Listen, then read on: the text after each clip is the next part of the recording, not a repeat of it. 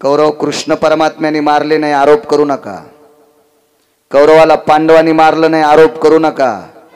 कौरवाला मारले त्याच्या सख्या मामानं. जरा महाभारत नीट वाचा. ज्यानं चांगला भागवताचा अभ्यास केलाय त्याचा ऐका, नाही तर तुम्ही वाचा. बहिणीची 100ला 100 पोरं जर कोणी मारली असतील तर शकुनीनं मारली. शकुनीनं दुर्योधनाची मांडी दाबली. भाषे बुवा काय बघता, काय बघायला खाले तू? मामाश्री वहिनी साहेबाच्या चोळीची एक गाठ सुटली, वरी बघू नये म्हणून खाली बघतो. मूर्ख कुठला नाही ते त्याच्या डोक्यात भरवलं आणि शकुनीनं दुर्योधनाला बोलायला लावलं. बोल वाढ म्हणे तिला तू. आणि बघ दुर्योधन भडकला. वहिनी साहेब तूप वाढा. बऱ्यापैकी चांगली माणसं हरामखोराच्या संगतीत गेल्यावर वाईट होत असतात. आमची इथे एका बैलाला दावे खायचा नाद होता. जर्मन चराट खात होतं, ते कासरा खात होतं. संध्याकाळी 12-12:30 वाजता त्याचा कासरा चावून तुकडा करायचं आणि शेजाऱ्याची मक्का खाऊन यायचं. त्या माणसानं गारानं केलं म्हणे, बाळू महाराज सोपते कवा तुम्हाला? लोकायला कीर्तन सांगता आणि संध्याकाळी बैल मोकार सोडून देता. मान खाली घालायला लागली मला त्याचं ऐकेल. मी कीर्तनापुरतं सांगायलो. त्याच्या भंगिऱ्यात मकाला बैल घालायला मी इतका मूर्ख आहे का? कशाला जाऊ त्याच्या मक्कीत, कशाला बैल जाऊ देईल मी? पण कीर्तनापुरतं सांगायलो. गड्याला सांगितलं, गड्यानं रूमनं काढन त्या बैलाला खूप मारलं. वळा आले त्याच्या पाठीवर, कातड गेलं त्याचं. दुसरा बैल हसू लागला. लय मका खातो का म्हणला दुसऱ्याची? आपल्या इथं कमी वैरण आहे का? कशाला जातो रे? बैल लय शहाणं. बैलानं दुसऱ्या दिवशी चेअरमन त्याचा कासरा खाल्ला आणि मग आपला खाल्ला आणि त्याला मका खाल नेलो. बरेच नालायक बैल चांगल्या बैलाला सोबती नेते. मी बैल म्हणायलो बैल, तुम्ही इतका अंगाव घेऊ नका. मी बैल म्हणतोय बैल. काही बैलायला काहीच वाईट नात नसतो, पण नालायक बैल त्याला सोबती करते. मला वाटते नालायक बैलाच्या चांगल्या बैलानं नादी लागून दुसऱ्याची मका नाही हाणली पाहिजे. मालक रट्टे हाणीत असतो. मालक कोणता माहिती का? दक्षिणेचा. विठाला विठाला विठाला विठाला विठाला.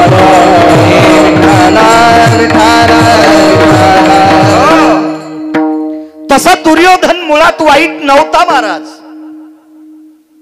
दुर्योधन ठराविक लोकांच्या संगतीनं नालायक झाला. त्याच्यावर कशाला हात देतो रे? पुढं सरक न, लय तू कंबर मोडी का? सरक पुढं.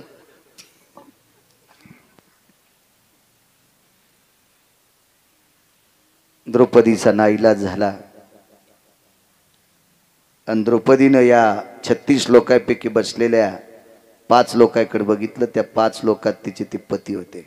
धर्म, भीम, अर्जुन, नकुल, सहदेव 5 लोक होते. धर्माने द्रौपदीकडे पाहला आणि मान खाली घातली. बाकीच्या चौघायची हिंमत नाही उठून बकीट घ्यायची. खरं तर धर्माचं काम होतं, नकुल सहदेवाचं काम होतं, भीम अर्जुनाचं काम होतं. आपल्या पत्नीची चोळीची गाठ सुटली आणि आपण स्वतः बकीट घेऊन तूप वाढवावा. पण काय त्यांच्या अंतःकरणात तो भाव आला देव जाणे. त्यांनी माना खाली घातल्या. नाईलाज झाला द्रौपदीचा. द्रौपदी अंतःकरणात तिच्या स्वतःच्या भावाला स्तवित होती. दृष्टद्युम्न नावाचा भाऊ आहे. पांचाळ नरेशाला मुलं 2. त्याच्यापैकी एक द्रोणाचार्याच्या हाताने मृत्यू पावला होता, एक जिवंत आहे. फार तिचा कृपाळू, सात्विक, सदाचारी, पुण्यशील भाऊ होता.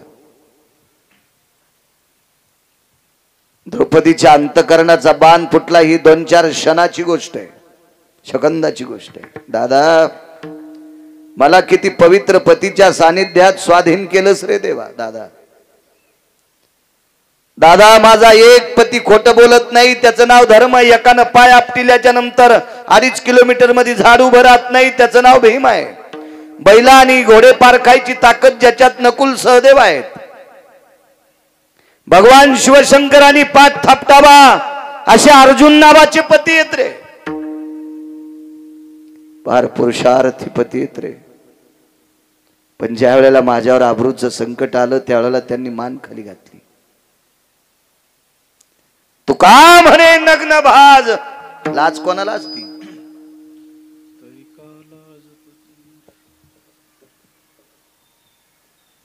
पत्नीचं शरीर उघड झाल्याच्या नंतर नवऱ्याला स्वामीला लाज वाटावी, लाज वाटावी, लाज वाटावी. कानसन पांडवांना कळाला हा भाव. द्रौपदीने देवाला सांगितलं, देवा एकदा वनवासात असताना, पुढचा प्रसंग पुढचा आहे तरी पण सांगतोय, दादा वनवासात असताना 60,000 शिष्य घेऊन एकदा दुर्वास आले. दादा आता पंढरपुरातला आहे, आता द्वारकेतला दादा आहे. हाकेसर शिवडी सांगतोय, दादा हे जगदानंद कंद जगतपते, माझे पती हैराण झाले, जीव कसं घालावा. दादा थोडस वारं सुटलं रे, त्या वाऱ्यानं पायावरच्या मिऱ्या बाजूला सरकल्या आणि 2 पायाची नख दुर्वासानी पाहिली. तेवढ्या अवकाशात एका पवित्र सात्विक सदाचारी आपल्या पतीवर अतूट प्रेम करणाऱ्या स्त्रीच्या पायाचे बोट पाहिल्याच्या नंतर अन्नपूर्णेला लाजावं लागलं आणि वाहत्या गंगेच्या पात्रामध्ये वाळवंटात स्वयंपाकाचं आयोजन झालं आणि 60,000 मुनी ऋषीसह शिष्यासह दुर्वास ठेवले. म्हणून महाराजांनी एक शब्द खर्चिला, जिचे होता दरुशन मिळे पोट भरी अन्न. दादा अरे माझ्यासारखीचे पाय बघितल्याच्या नंतर 60,000 शिष्यासह दुर्वास जेवतात. देवा जीवनभर अंग झाकून घेतलं रे. नेहमी सांगत असतो मी, या देशातल्या श्रीमंतांनी पैसा झाकून ठेवला पाहिजे आणि या देशातल्या पवित्र स्त्रीने कपड्याने अंग झाकलं पाहिजे. या 2 गोष्टी पवित्र सांगितल्या भारत देशात. पैसे उघडे ठेवायचेत नाही. ज्याची बायको ज्याचं नाही त्याचा कापूस खुरपायला जाती ती बिचारी गरीब बाई, आणि बाजाराच्या दिवशी नालायकाच्या हातात पैसे देती आणि ह्यो डायरीच्या पुढून ठेवतो. दुसऱ्याच्या मोटरसायकलला हात देऊन गाडीवर बसला, ब्रेकरवर मोटरसायकल आदळली, तिथं 3 नोटा पडल्या. वापस आल्या बायकोनी विचारलं, बाजार नाही आणला? पैसे पडले. कुठं ठुलते? ह्या खिशात. ती म्हणली, बायला मला नाही, त्याला म्हणली. मला कशी म्हणीन? ती म्हणली, बायला अरे म्या लय काम केलं तर रे, बायला जरा आतल्या खिशात फाचे असते रे, वरी ठुत नसते रे. फुगीर सोसायटीचा अध्यक्ष. लोकायला काय नोटा दाखवतो सुंबळ्या? अरे लोकायची तर त्याला माहित नाही, मोजता येईन इतके आहेत त्याच्याकडं, आणि काय तू 3च नोटा दाखवायला 500-500च्या. लय काही कायला नात फुकट कळण शेंडी वळवळ. पळीभर पाणी घेतो समुद्राला आंघोळ घालतो. पैसे झाकलेले असावा, देशाची स्त्री सर्वांग कपडे घातलेले असावा. द्रौपदीचं जीवन गोड होतं. विटेवरच्या मालकाला दुसरा एक वाक्य सांगितलं देवाला, देवा या 78 लोकांपैकी 2 सोडून दिले तर सगळ्यांना शरीर पाहिलं तरी मला दुःख नाही. का? कारण 78 मधले भीष्माचार्य द्रोणाचार्य सोडून दिले तर सगळे नालायक होते. नालायक म्हणजे मूर्ख, मूर्ख म्हणजे पागल, येडा. आणि येड्यानं शरीर झाकलेलं पाहिलं काय, उघडं पाहिलं का? काय नवलाची गोष्ट आहे. 36 लोकांपैकी सगळे उठून गेले, 5च राहिले होते. 5 पती होते जिबा, आणि नवऱ्यानं शरीर उघडं पाहिलं का झाकलं पाहिलं का? काय लाज आहे? म्हणून देवा इकडे 5 पती आहेत, यांच्याबद्दल दखल नाही. 78 लोकांपैकी फक्त 2च लोकांना माझं शरीर दिसू नये, एक भीष्माचार्य आणि एक द्रोणाचार्य. पहा देवा पहा, बघा प्रयत्न करता आला असेल तर. वरची गाठ चोळीची सुटलेली, दुसरी गाठ सुटणार. तेवढ्या अवकाशात दुर्योधन जोरात बोंबलला, वहिनी धर्माने भोया उचलल्या आणि द्रौपदीला खुणवलं तूप वाढ. द्रौपदीच्या लक्षात आलं आपल्या आबरूची पर्वा पतीला दिसत नाही. इकडे बसलेली सगळी नालायकाचा कळस आहे, हरामखोरपणाचा कळस आहे सगळं. काय करावं. खाली टेकलेलं बकेट हातात घेतलं, वगराळ तुपानं भरलं आणि पात्रावर तूप रिचवीत असताना चोळीची गाठ सुटणार आहे. तेवढ्या अवकाशात डोळ्याने रडली नाही, कारण डोळ्यानं जर रडली असती तरी पण याच्यातल्या नालायकानं सांगितलं असतं रडत रडत आम्हाला वाढू नकोस, आम्हाला तूप घ्यायचं नाही. अंतकरण रडत होतं त्या बाईचं, अंतकरण रडत होतं. देवा जीवनात तिला इतकं पाप केलं नाही रे देवा, जीवनात इतक्या चारित्र्यात वागले रे. कामाच्यावर असा प्रसंग. अरे वलय मुखातून पडत असताना ओठ थोडेसे फाकले. किती फाकले माहितीये? खालच्या आणि वरच्या होटाला इतकी छोटीशी खिंड पडली चर्मन, त्या खिंडीतून फक्त तीळ मध्ये जाऊ शकतो. तीळ तीळ फक्त तीळ, याच्या व्यतिरिक्त खिंड नाही. तितक्या जागेची संधी पंढरपुरातल्या द्वारकेतल्या मालकाने लक्षात घेतली आणि तिळापेक्षाही सूक्ष्म रूप धारण केलं आणि श्वासातून आत प्रवेश केला. 2 हात पूर्वीची होती. एका हातात तुपाचं बकेट आहे आणि एका हातात तुपाचं वगराळ वाढण्यासाठी वाकलेली गाठ सुटणार. तेवढ्या अवकाशात 2 हात शिल्लक तयार झाली. पूर्ववत हाताने पाप्याला तूप वाढलं आणि हृदयात प्रवेश केलेल्या जगाच्या मालकाने स्वतःची 2 हात तयार केली आणि त्या 2 हातांनी पवित्र द्रौपदीनं चोळीची गाठ मारली. गाठ मारली. श्रुती पंढरपुरातल्या मालकाला प्रश्न करत होती, हे जगदानंद कंद जगतपते, जिथे 5 पती असताना त्यांना आबरूची काळजी कळत नाही,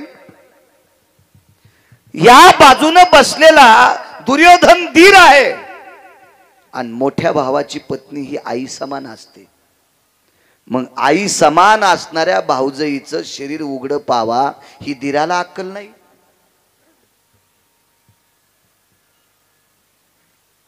महाराज, भाच्याची पत्नी ही लेकी समान असते. भाची सून ही पोराच्या बायको जशी सून असती तशी भाच्याची पत्नी सुद्धा लेकी समान असते. लेकी समान असते. लेकी समान असते. पोटच्या लेकी इतकी अक्कल गहाण झालती का गांधार नरेशाची? कुठे गेली असेल अक्कल? जयद्रथ हा पांडवांचा चुलत मेहुणा आहे, सख्खा चुलत मेहुणा, दुर्योधनाचा सख्खा मेहुणा. आणि मेहुण्याच्या पत्नीचं शरीर उघड पाव, जयद्रथाची अक्कल कुठं मातीत गेली असेल का?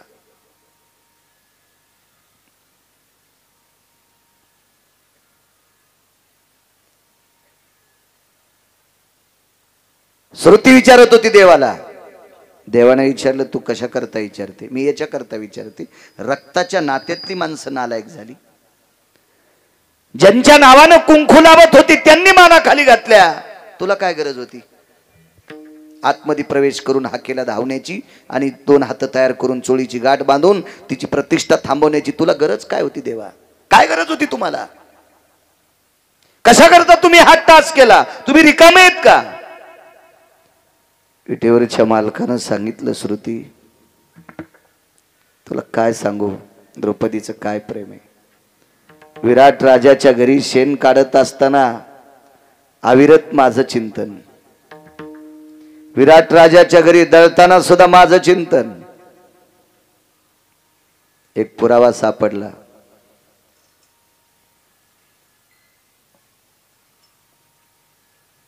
आपण फक्त एकच पुरावा पाहतो. अर्जुन झोपी गेल्याच्या नंतर अर्जुनाच्या अंगावरची रोम कृष्ण कृष्ण म्हणत होती. द्रौपदीनं ज्या वेळेला चोळीची गाठ सुटली त्यावेळेला देवाला एक आठवण करून दिली ती. द्रौपदीचं सकाळी स्नान आटपल्याच्या नंतर द्रौपदी ज्या वेळेला हातात कंगवा घेऊन डोकं विंचरत होती, त्यावेळेला कंगव्या वाट डोक्यातून गळालेली केस डोक्याचे एक न एक केस सापडत होती. कोणाला सापडू देत नव्हती. का? ही गोष्ट धर्माला माहित होती. आणि कौरवाच्या पक्षामध्ये कांतिप्रिया नावाची दासी होती. कांतिप्रिया नावाची दासी ही गांधारीची दासी होती. आणि गांधारीच्या दासीला माहित होतं अर्जुनाच्या अंगावरचे रोम कृष्ण म्हणतात झोपी गेल्यावर, आणि द्रौपदीच्या अंगावरचे रोम कृष्ण म्हणतात. 15 दिवस शिल्लक राहिले होते. 15 दिवस अज्ञातवासात. कांतिप्रियेला एके दिवशी विचारलं गांधारीनं, कांते, ब्रह्मज्ञानाचं स्वरूप होती कांती. हे कांते जी, या 15 दिवसात जर नाही पांडव सापडले तर पांडवाच्या पाठीमाग पंढरपुरातला मालक आहे, द्वारकेतला मालक आहे, माझे पोरं वाचत नाहीत. अज्ञातवासात पांडव सापडणं अत्यंत गरजेचे आहेत. कसे सापडते लो? पांडव अज्ञातवासात पांडवांचं एक विशिष्ट प्रकारचं नाव आहे. पांडवांना नष्टचर्या म्हणून नाव होतं. नष्टचर्या किती नष्ट सांगू तुम्हाला. इथं बसलेल्या प्रत्येक पुरुषाच्या छातीवर खोटे का होत नाही, पण स्तन आहेत महाराज. अर्जुनाला नव्हते. अर्जुनाला खोटे पण स्तन नव्हते. एक नंबरचा नर. साडी नेसावं लागली हो, साडी नेसावं लागली. ब्रह्नडा व्हावं लागलं. ब्रह्नडा ब्रह्नडा. ज्याच्या रथाचे चाक घासू नये याच्याकरता पृथ्वी एका इतीनं रथ आधार झेलीत होती. इतका तत्ववादी धर्म कंक झाला हो. हिशोबनी झाला. चार्टेड अकाउंटंट झाला. काय ताकद असेल कल्पना करा. 48,324 दाशा जिच्या इथं भांडे घासीत होत्या ती शेण काढत होती. कांतिप्रिया नावाच्या दासीनं सांगितलं, मालकीनबाई एक पर्याय आहे.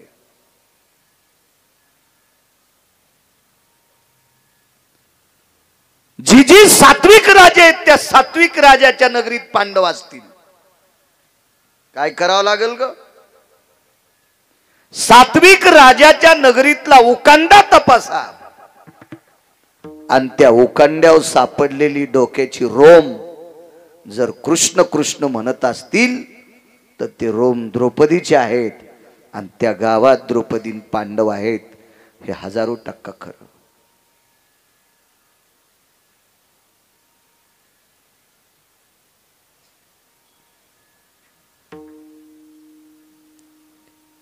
कलियुगामध्ये जनाबाईनं हात लावलेल्या गौऱ्या विठ्ठल विठ्ठल म्हणत होत्या.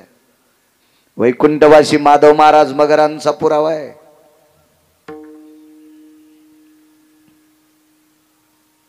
द्रौपदीने शेण काढल्याच्या नंतर शेणाचा गोळा बाजूला ठेवायची आणि जिथं डोकं विचारलंय त्या जागेवर त्या शेणाच्या गोळ्याला थापटून खाली पडलेली रोम सगळी त्याच्यात गुंडाळून टाकायची.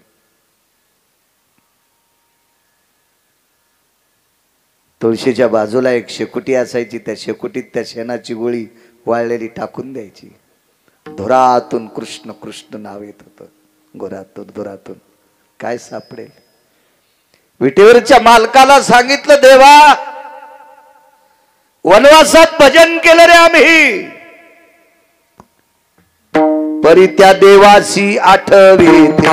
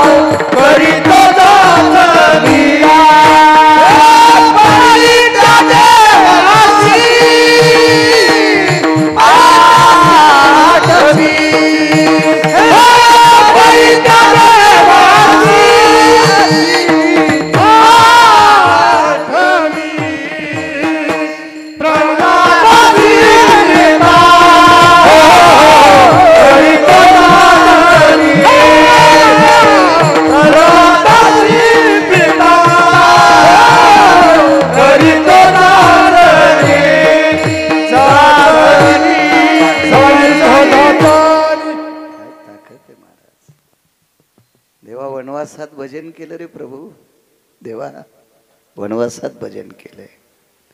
श्रुतीला भगवान सांगत होते, श्रुती जिचं शरीर नाममय झालं होतं, जिच्या शरीरातला एक न एक कण कृष्ण रूप झालेला होता, कृष्ण रूप झालेला होता.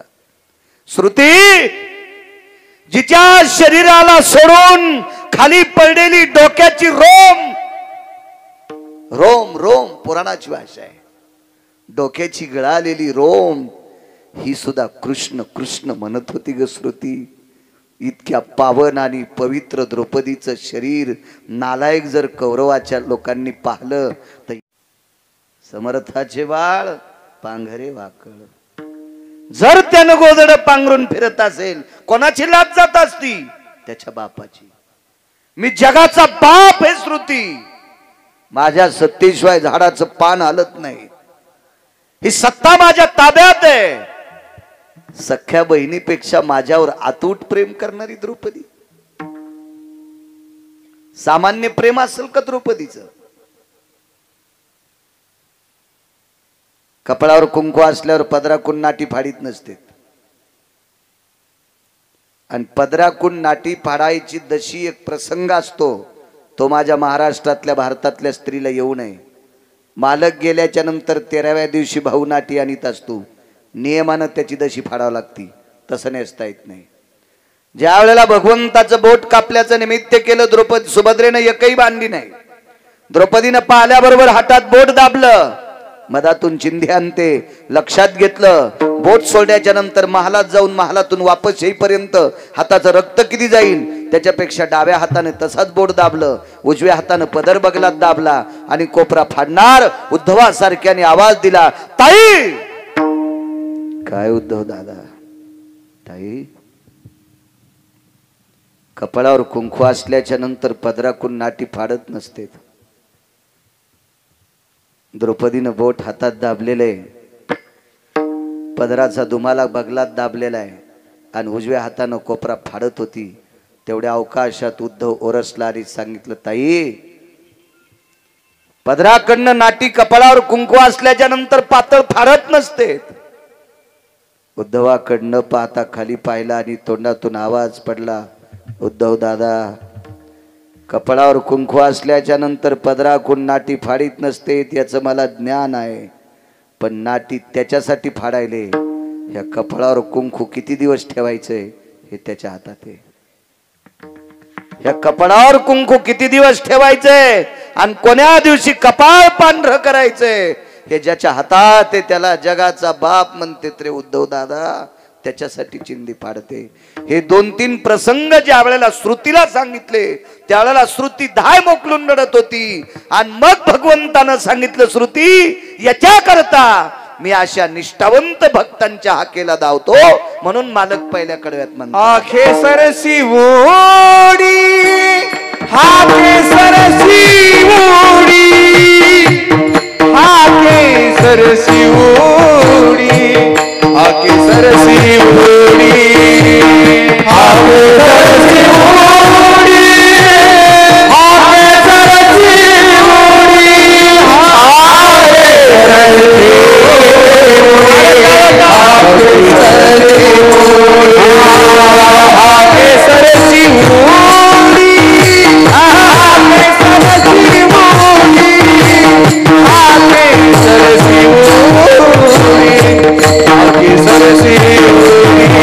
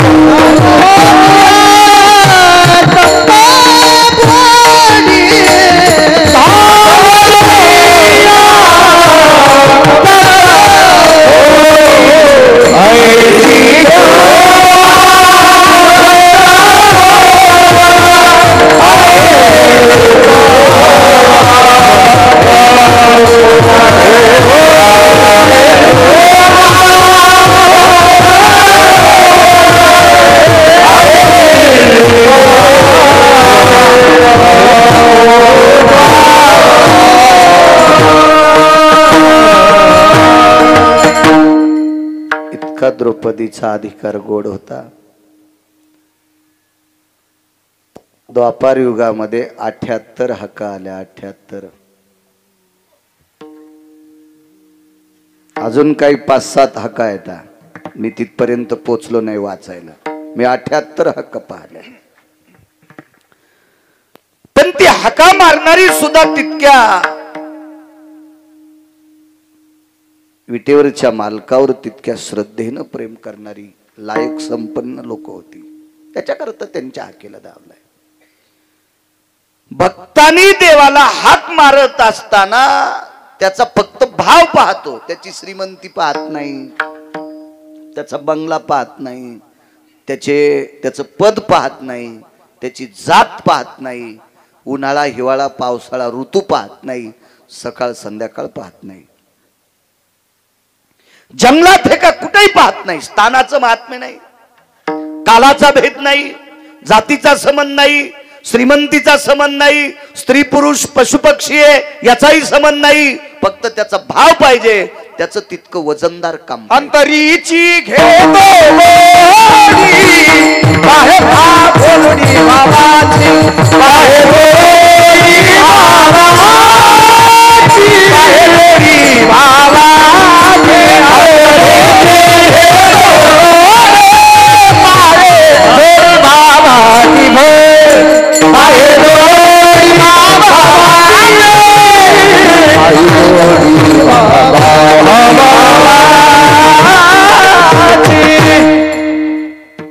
फक्त प्रेम पाहिजे, भाव पाहिजे, भाव पाहिजे. असू द्या, आजच्या दिवस दाखवा. अर्धा तास राहिला, कशाला ताण घ्यायचा. एकदा मूर्खाच्या यादीत गेल्यामुळे शहाणी सुद्धा मूर्ख होत असतात. मगाशी नाव घेतलं अश्वत्थाम्याचं. अश्वत्थामा इतका मूर्ख झाला, इतका मूर्ख झाला वैचारिक पातळीने. त्याचा मूर्खपणा टोकाला गेला आणि अश्वत्थाम्याने 5 लेकरं द्रौपदीची झोपीत कापली. किती मोठं पाप असेल. निष्पाप लेकरं चर्मन, निष्पाप लेकरं झोपीत कापली. आणि या पांडवांच्या कुळातला एक मानवी शुभ होता कुलदीपक. मानवी शुभ, माणसातला शुभ. त्याचं नाव आपला अभिमन्यू. द्रोणाचार्यांच्या चक्रव्यूहाच्या प्रसंगात, युद्ध प्रसंगात तो मृत्यू पावला. एकांतात द्रौपदीनं मीटिंग घेतली. काय ताकद हो लोकांची आहे. काय अधिकारी मावल्या होत्या भारतात, काय प्रभावशाली मावल्यात. विटेवरच्या मालकाला जवळ बसवलं, जॉब विचारला, हे जगदानंद कंदपते कशा करता युद्ध केलंस रे? याच्या करता. देवा, माझ्या पतीला युद्ध करायला तू लावलंस, याच्या करता माझी 5 पोरं मेली. देवा, माझ्या पतीला युद्ध करायला लावलंस, याच्यापेक्षा एक शुभ मेलाय. अभिमन्यू गेला रे दादा. काय गरज होती युद्ध करायची? अरे, कौरव सुईच्या आणीवर बसेल इतकी माती देणार नाहीत, हे आम्हाला ठाम माहीत झालतं. आम्ही लोकांची भांडी घासून खाल्लं असतं रे. तुझं नाव घेऊन मधुकरी मागून खाल्ली असती रे. कशाला दे तू राज्य? आता कौरव मारशिले आम्हाला माहित आहे, पांडवाला गादी देशिले माहित आहे. पण पांडव गादीवर बसल्याच्या नंतर पांडवाच्या पश्चात ही गादी कोणाच्या हवली करायची रे? हाकेसर शिवडी उदाहरण क्रमांक 2 सांगतोय. पुढचा प्रसंग आहे. कोणाला द्यायची गादी? विटेवरच्या मालकानं सांगितलं, ताई युद्ध तुम्हा दोघांसाठी केलंय. कोण दोघं? एक तू, दुसरे भीम. देवा, माझा आणि युद्धाचा काय संबंध? ऐक ताई, ज्या दिवशी दुर्योधनाने दुःशासनाला पाठवून तुझे केस धरून ओढीत आणलं होतं आणि त्यानं मांडीवर बसवलं, त्या दिवशी तू पण केलतास. या मांडीचं रक्त ज्या दिवशी डोक्याला लावीन त्या दिवशी ये निघालीन. ताई, युद्ध जर केलं नसतं तर दुर्योधनाची मांडी फुटत नव्हती, आणि दुर्योधनाची मांडी फुटली नसती तर तू जोपर्यंत जिवंत आहेस तोपर्यंत तुझे केस मोकळे राहिले असते. आणि बाईचे केस फक्त ठराविक वेळेला मोकळे असावा. बाईनं कधीही मोकळे केस ठेवायचे नाही. कोण्या या संस्कृतीतल्या. बाकीच्या इचकायची आपली काय लायकी आहे, आपली पात्रता नाही, आपली योग्यता नाही, आपलं ते ज्ञान नाही, आणि हा संप्रदाय सांगत नाही.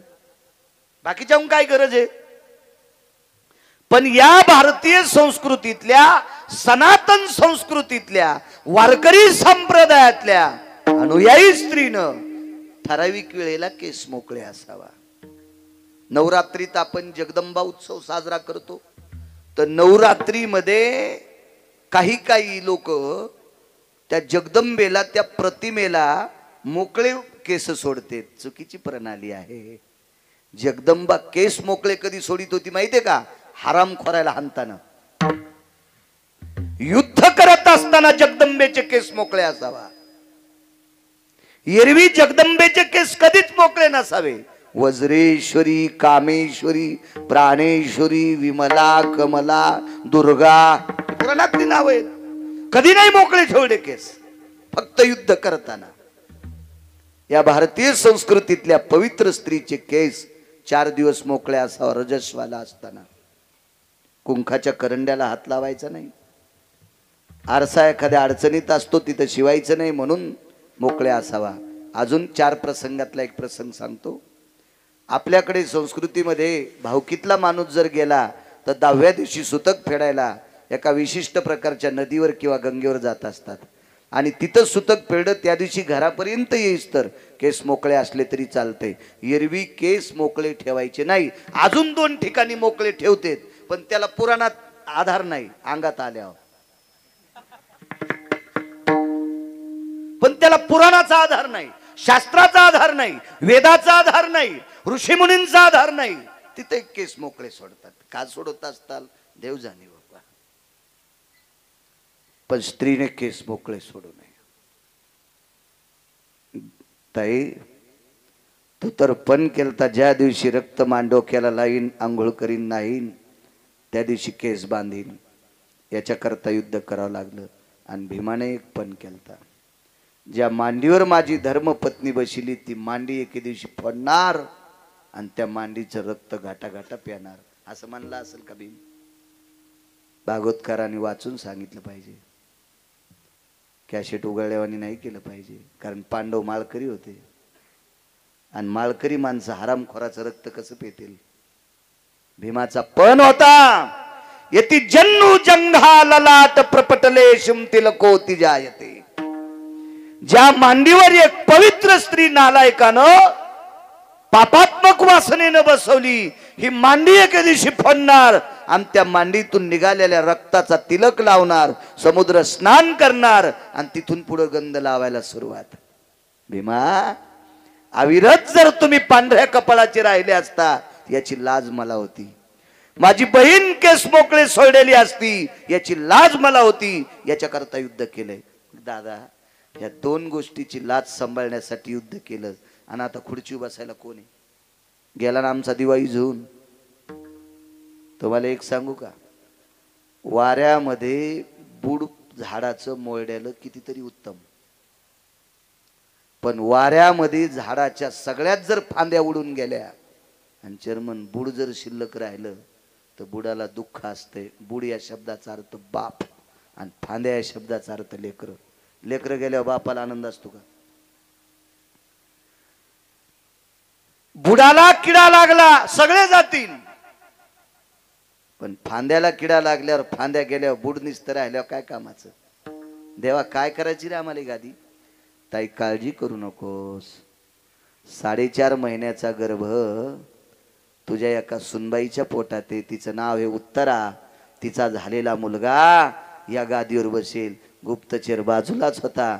लगेच दुर्योधनाच्या कानात फोन. राजकुमार, अश्वत्थाम्याने 5 मारली. अश्वत्थामा किती नालायक मी म्हणत नाही, देहूतले मालक म्हणतात तुका मने अंगी राखिली दुर्गंधी, तुका म्हणे अंगी राखिली दुर्गंधी, तुला मने अंगी राखिली दुर्गंधी, तुका म्हणे अंगी राखिली दुर्गंधी, अश्वत्थामावधी पांडव पुत्र, अश्वत्थामावधी पांडव पुत्र, अश्वत्थामावधी पांडव पुत्र, तुका म्हणे अंगी राखिली दुर्गंधी, अश्वत्थामावधी पांडव पुत्र, अश्वत्थामावधी पांडव पुत्र, तुका म्हणे अंगी राखिली दुर्गंधी, अश्वत्थामावधी पांडव पुत्र, अश्वत्थामावधी पांडव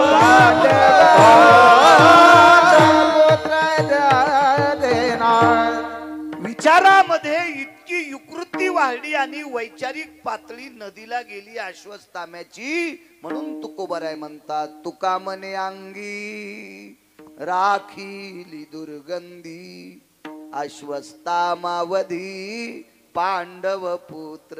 देऊतले मालक सांगतात.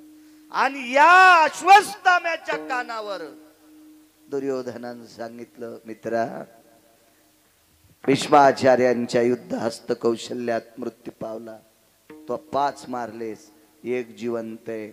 आणि ह्या नालायक अश्वत्थाम्याने उत्तरेच्या अंगावर ब्रह्मास्त्र टाकलं. उत्तरेच्या अंगावर धक धक धक धक धक धक करीत अकेसर शिवडी सांगते, ब्रह्मास्त्र 1000 सूर्याचा गोळ अंगावर यावा असा तो गोळ येत होता. उत्तरा किती हुशार होती माहिती? उत्तरा ही अर्जुनाची सून आहे. महाभारतातल्या 4 मानवी सिंहाची एकापैकी एका सिंहाची पत्नी आहे, अभिमन्यूची पत्नी आहे.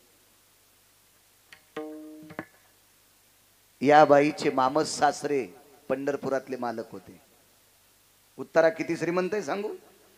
तिच्या मालकाचे सख्खे मामा पंढरपुरातला जगाचा बाप आहे.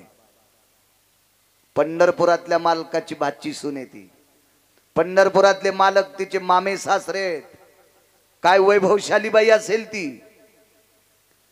आणि तिची सख्खी सासू पंढरपुरातल्या मालकाची सख्खी बहीण आहे. त्याच्या पुढचं पहा ना, पुढचं. उत्तराई सकाळचा नित्यनेम आटपल्याच्या नंतर सासूचं जेवढं काम असेल तेवढं काम करायची सुभद्रेचं, आणि काम आटपल्या विचारायचे आत्याबाई काही काम? तीन सांगायचं आता 2-4 घंटे काहीच काम नाही. तितक्या टायमात द्रौपदीकडे जात होती. द्रौपदी ही सावत्र सासू. पण उत्तरा ही जास्तीत जास्त संपर्कात द्रौपदीच्या होती. आणि द्रौपदीच्या सानिध्यात जितक्या वेळ उत्तरा आली तितक्या वेळ द्रौपदीनं काम नाही करून घेतलं, तिला भजन शिकिलं, तिला परमार्थ शिकिला, तिला विटेवरच्या मालकाचे वैभव सांगायची, त्याचे पाडे सांगायची. एक दिवस असा आला, द्रौपदीनं सांगितलं उत्तरा एक बोलू का तुला? तुला जेवढं मला सांगता येते तेवढं सांगितलं ग, पण एक शेवटचं सांगते. आणीबाणीच्या प्रसंगी, हल्लीचा शब्द वापरायलो आत्ताचा, आणीबाणीच्या प्रसंगी मागचा शब्द सांगतो, संकटाच्या प्रसंगी जर तुला आठवण करायची असेल तर फक्त पंढरपुरातल्याची कर. तुम्हाला हाक मारू नकोस, सासऱ्याला हाक मारू नकोस, सासूला हाक मारू नकोस, पतीला हाक मारू नकोस. आणीबाणीच्या प्रसंगी जर तुला गरज पडली तर द्वारकेतल्याला हाक मार. तो कृपाळू आहे, तो दयाळू आहे. तो प्रसंग आला, हाक मारली, जवळ आलत ब्रह्मास्त्र. इतक्या आवेशात हाक मारली देवा, दोन्ही ओठ फाकल्या गेली.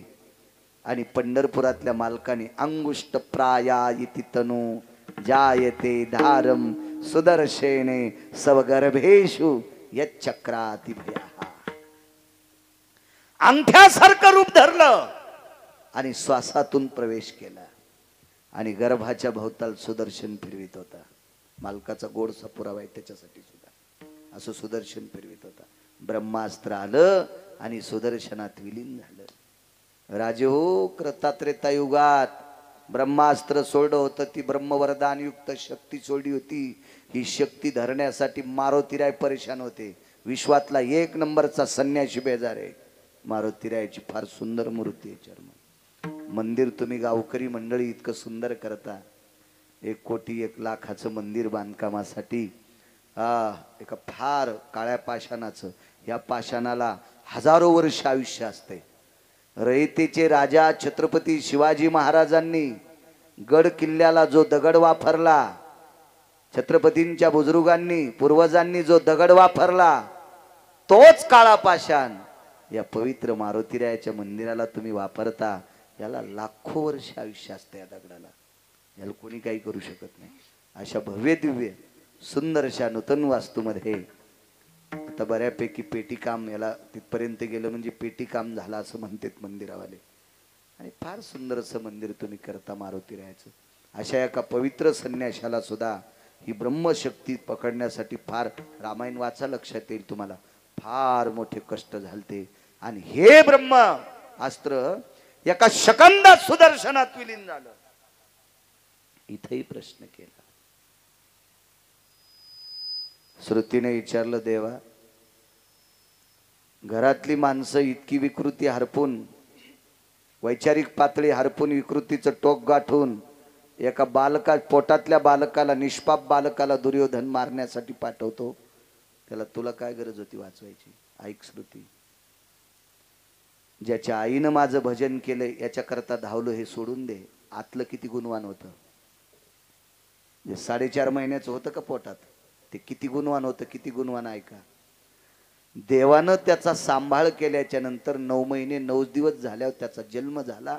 आणि जन्म झाल्यावर उत्तरेनं भागवत पहा, आणि मग उत्तरेनं प्रभूच्या मांडीवर दिलं. त्यावेळेला ते जिभेच्या चुटक्या वाजित होतं, चुटक्या वाजित होतं, चुटक्या. तर उत्तरेनं देवाला प्रश्न केला, देवा मी आई असून माझ्याकडे चुटक्या वाजत नाही जिभेच्या. 42 दिवस वय होतं, फक्त 42 दिवस, 41 ते 42 दिवस. आणि एवढ्या वयाचं लेकरू तुम्हाला बघून कस काय चुटक्या वाजित? भगवंत हसले आणि सांगितलं, उत्तरे मला ओळखिले त्यानं, माझी त्यानं परीक्षा केली, म्हणून तर त्याचं नाव परीक्षित ठेवण्यात आलं. गर्भाम दर्शयामी रक्षंती भया स्थितो बाह्या परीक्षा स्थितवंते इति नाम परीक्षिती. मला सांभाळणारा हाच जगाचा बाप आहे, त्याची बाहेर आल्यावर परीक्षा केली, म्हणून त्याचं नाव ठेवलं राजाधिराज परीक्षिती महाराज. श्रुतीला सांगितलं, श्रुती याच्या आईनं माझ्यावर किती प्रेम केलंय, माझं किती भजन केलंय, तिचा जीव सांभाळण्याकरता धावलोय, इतकं सोडून दे. हे पोटातलं निष्पाप इतभर लेकरू सुद्धा माझ्यावर इतकं प्रेम करते, याच्याकरता हाक मारल्याकरता मी धावतोय. म्हणून मालक पहिल्या कडव्यात म्हणतो, हाके सरसी उडी